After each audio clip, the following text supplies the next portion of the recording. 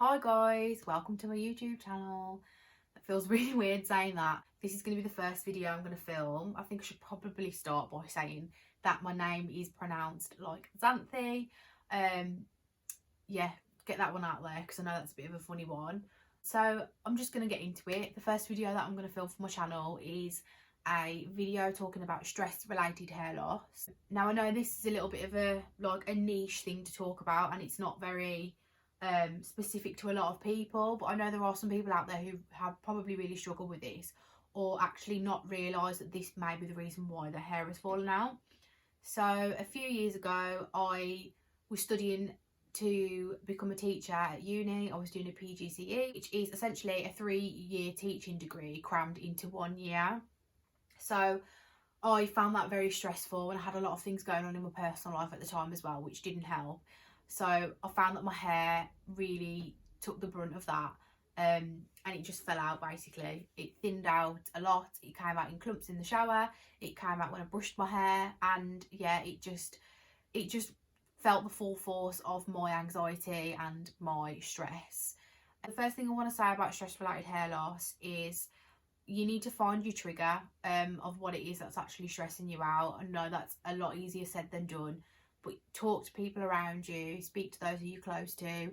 Feel free to leave a comment on this video or message me on Instagram, and I'll be happy to talk to you about like the reasons why you're stressed, or if you need to get something off your chest and you don't feel like you've got anybody to talk to about it.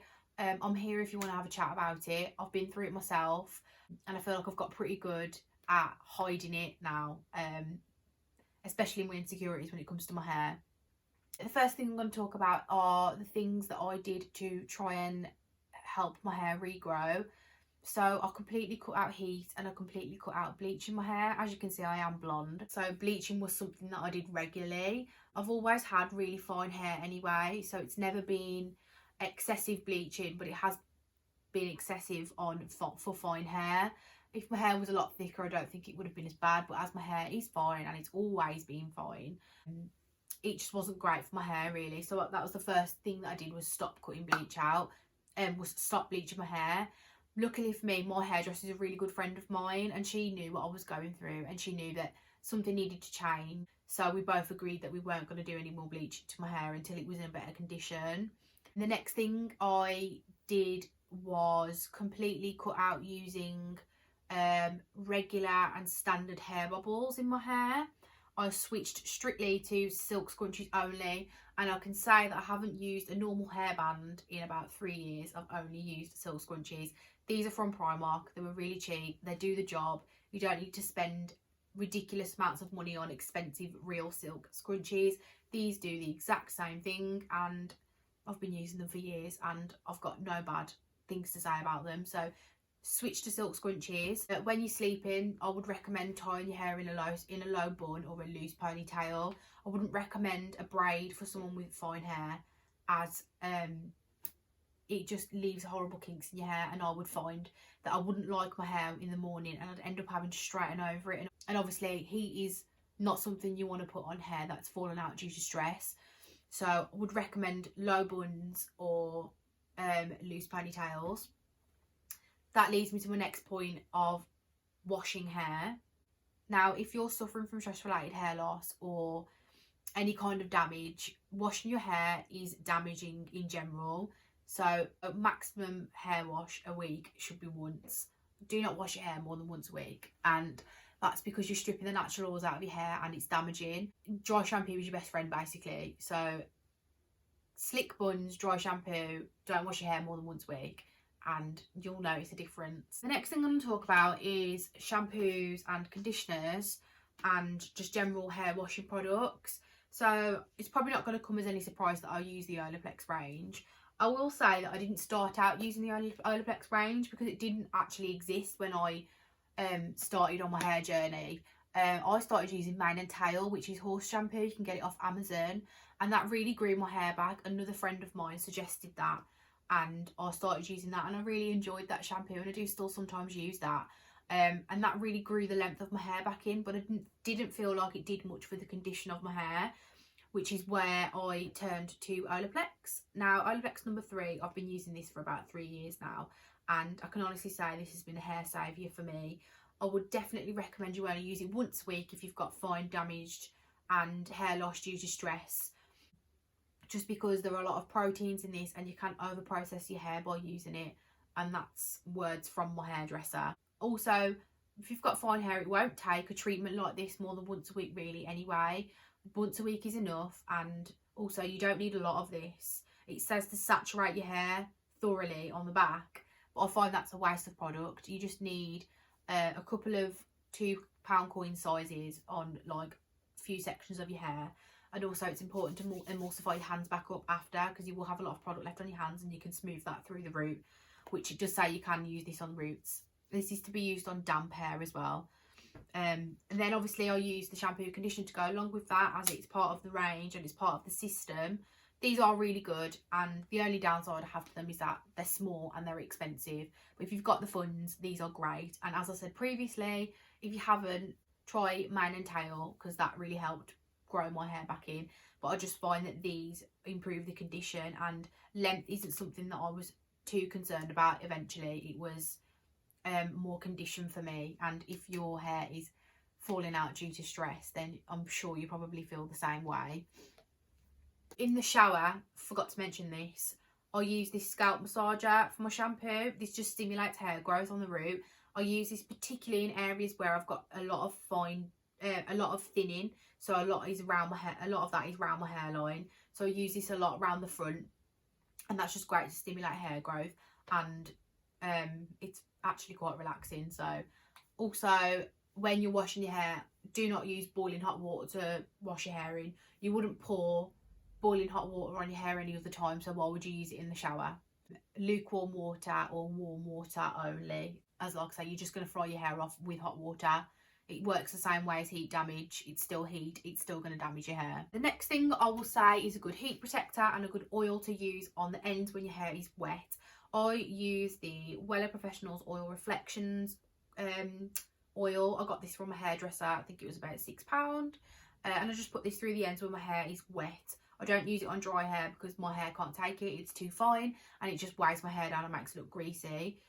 And then I use this heat protector. Now this is a spray, it's not like a liquidy kind of spray bottle one, it's like a proper aerosol kind of spray. Now this is the only heat protector I've found that I can use on my hair when it's dry.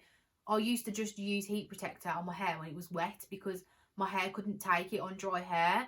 So I think that was probably part of the reason why my hair was so damaged, because I didn't use this every time I used heat. But this one I can use because of it being so fine.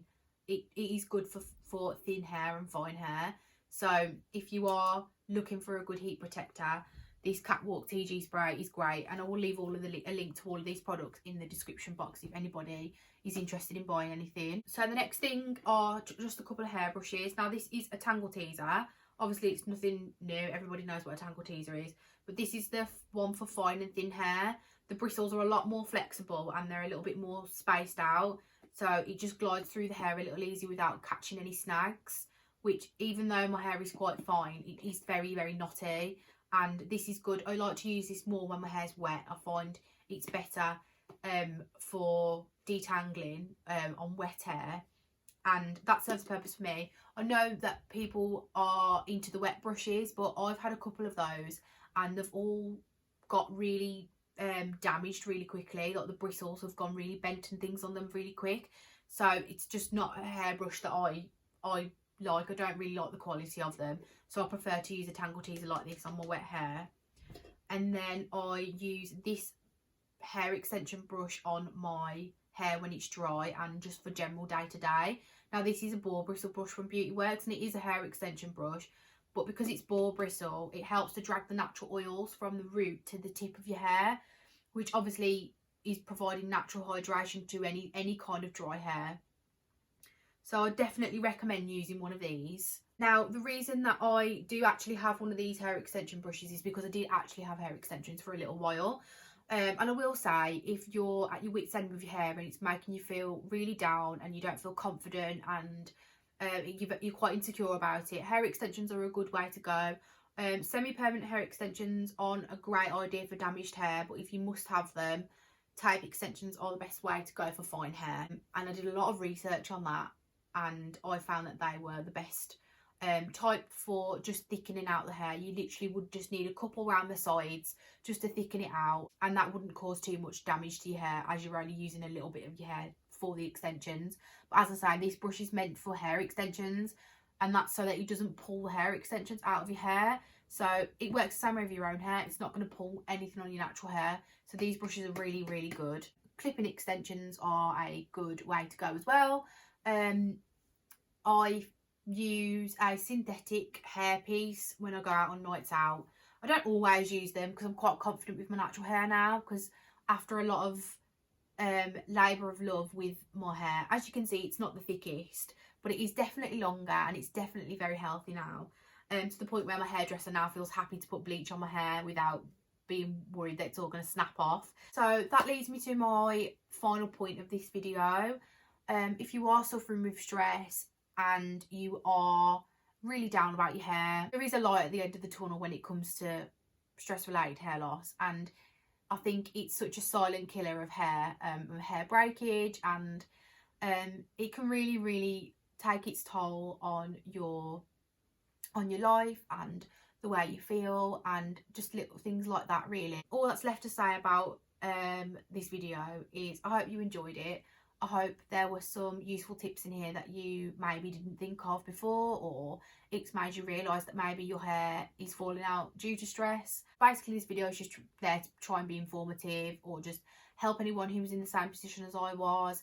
I mean, if you're feeling anything like I was, you're not feeling great, which isn't something I would wish on anybody. And as I said earlier, I'm here to talk to anybody who needs any extra information, or you want me to make another video going into any more depth. Please leave a comment, or feel free to message me on Instagram, and I will be happy to have a chat with you about anything. The next video I'm going to film is going to be about the contraceptive pill and my experience with my mental health whilst being on that for 10 years.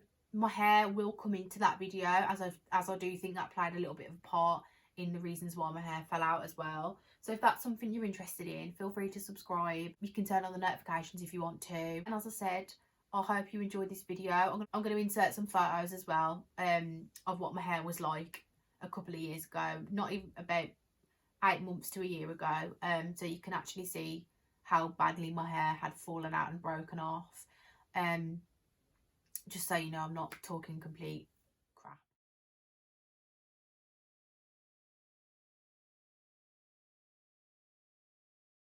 Thank you for watching. I really appreciate you spending your free time watching my videos, and I hope that this is somewhere you feel like you can come for an escape, because this is an escape for me, and it always has been, and I just want that to reflect on my channel. Thanks for watching, and I will see you every Sunday with a new video. Bye.